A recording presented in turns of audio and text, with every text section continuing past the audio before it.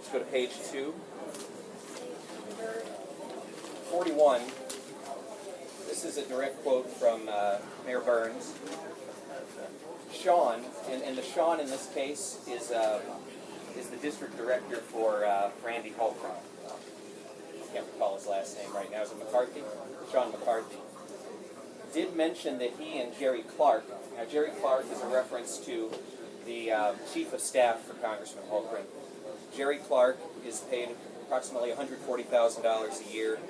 He lives in the Bloomington area, but he's serving the people of the 14th district as chief of staff to Holcroft. Jerry Clark asked Randy to call me.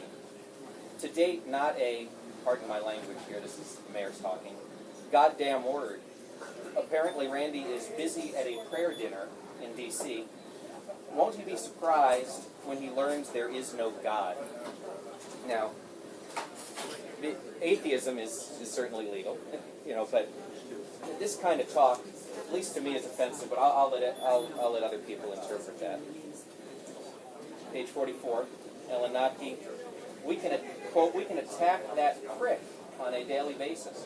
Now that's a reference to our good Senator Lawson. Not a very complimentary reference. Page 45, Matt Gaunt of Illinois Review blog, and this is according to Gaunt in his email, Fran Eaton, wanting to make Holcroft look bad for endorsing laws and not Burns. Take a look at that exchange.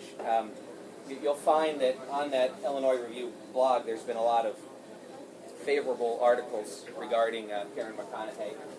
And trying to shut off anybody that had anything. Yeah, I would verify what Dennis Ryan just said. I've tried to make comments on that blog, try to add some truth to some of the distortions that are on there, and many times the comments are closed and there's no ability to make comments. I'm not a contributor to the group that has a password like Matt Gaunt is, so I don't have access to get things on there. So I've been staying away from that blog because of that, and I just make comments on my Facebook page. Now, at least I can control that. Page 46, Matt Gaunt attempting to manipulate Congressman Holcroft through a trusted staffer, Misha. I think Misha's last name is Fisher. I'm not sure. It is? Okay. I'll let you guys read the detail on that. 52, there's a good summary there of Congressman Holcroft's staff trying to influence him to put his name behind the Burns team of candidates. Paid staff for a congressman, should not be inserting the congressman into these parochial battles. That doesn't do good for the congressman. It doesn't do good for the people. I think some of his staff members are doing a disservice, to the congressman. That's my opinion. Here's page 56. Notke to Burns, referencing Senator Lawson and his highly respected wife Sarah. Quote, give Chrissy and that beast, I mean beauty, of a wife, a big wet one for me. Burns then joins in with untoward remarks about the attire of Mrs. Lawson. Is this who we want representing us as the Kane County Board Chairman? Is this who the people of Geneva want as the mayor of Geneva? Somebody with that kind of coarseness? I don't think so. Page 66. This is my personal favorite. You'll kind of see why when you read it. I guess bad things happen to people who hire John Zahm. Mrs. Notke, giving me a shout out. Well, doesn't that statement ring with a little bit of irony today? 68, Notke. Quote, OMG, Kevin, you just have to keep pounding the crap out of him. He's going to blow. Again, a reference to Senator Lawson.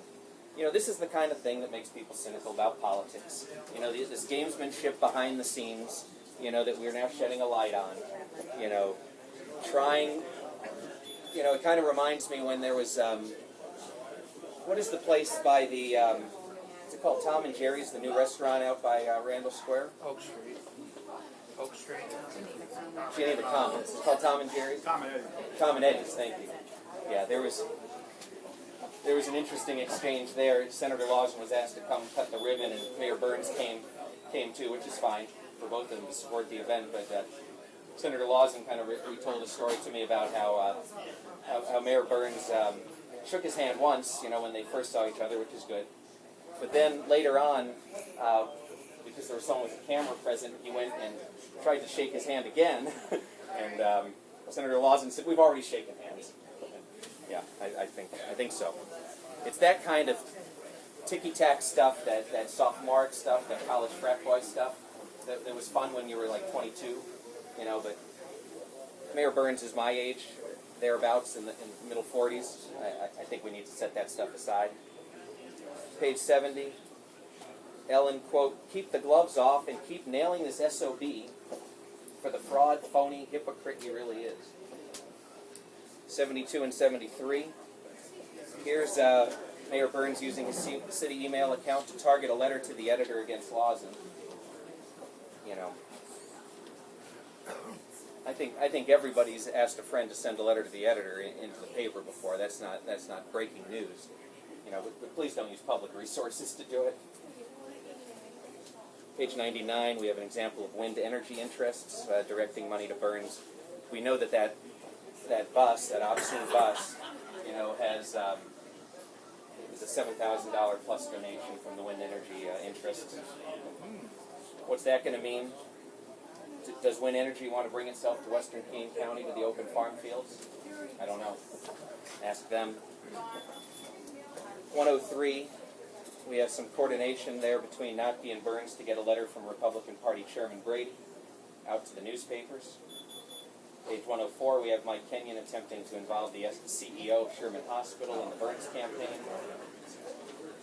And then page 113, we have a false allegation by Brady against Lawson from his, and Brady sends this from his business account, patrick.m.brady at us.pwc.com, which is PricewaterhouseCooper. I don't know if the stockholders and the management at PricewaterhouseCooper appreciate their email being used for that function, but that's a question for them and not for me. So those are some highlights. There's more in here.